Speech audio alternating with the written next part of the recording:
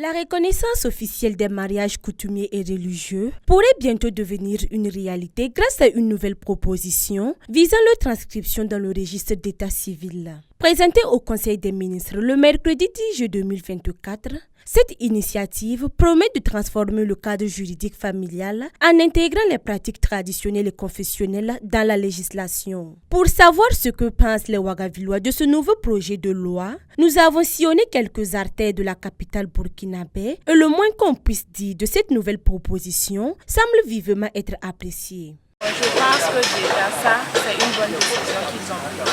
Parce que on voit de nos jours la plupart des hommes qui sont prêts à dépenser l'argent juste pour faire le PPS et après abandonner la femme. Malheureusement, ici, les femmes ne peuvent pas faire de mariage traditionnel 2 fois, pendant que chez les hommes, ils peuvent le faire plusieurs fois. Si on reconnaît ça, au moins les hommes vont réfléchir à 2 fois avant de vouloir faire le mariage traditionnel avec une femme. De mon point de vue, et je salue vraiment cette initiative parce que généralement même les gens n'ont pas assez d'argent, assez de fonds pour faire des mariages, organiser des mariages et tout. Donc les gens font des PPS et même après ça, les gens font des enfants et tout. Et après, ils ne parlent même plus de mariage. Parce que pour faire un mariage de nos jours, il faut vraiment débourser une grosse somme. Le budget vraiment est lourd, le coût est exorbitant. Donc moi je pense que la reconnaissance des mariages et coutumiers, là, voilà, ça va vraiment faciliter la tâche. Parce que quand on prend sur une échelle de peut-être 1000 comme ça, il y a au moins 900 personnes qui font les PPS, qui se limitent à ça. Rares de personnes font les mariages, parce que ça demande beaucoup de moyens. Il est très important de reconnaître que c'est une bonne idée.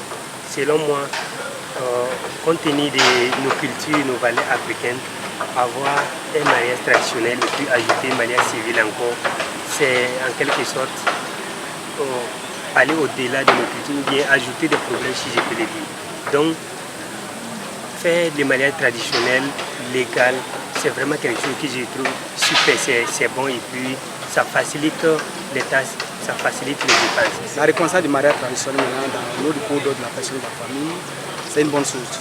Parce que c'est quelque chose qu'on réclamait depuis longtemps. Par exemple, un père de famille qui a au moins 80 ans, ou bien il dirait 70 ans, et on dit les célibataires. Peut-être les enfants même, il y a des enfants même qui sont mariés encore, et qui ont des enfants encore. Donc, ce que nous pouvons dire vraiment, c'est qu'elle a des avantages en fait. Parce que cela même, ça va permettre encore de prendre en compte les réalités socio-culturelles de notre population. Ce projet de loi ainsi adopté pourrait non seulement renforcer la légitimité des mariages coutumiers et religieux, mais aussi offrir une plus grande reconnaissance juridique et sociale à ces unions, harmonisant ainsi les traditions avec le droit moderne. Ce code des personnes et de la famille en projet introduit des innovations portant entre autres sur la possibilité de la transcription des mariages religieux et coutumiers en vue de les placer sous l'empire du code des personnes et de la famille, précise le rapport du Conseil des ministres. Boama TV, l'autre télé by Pro Org.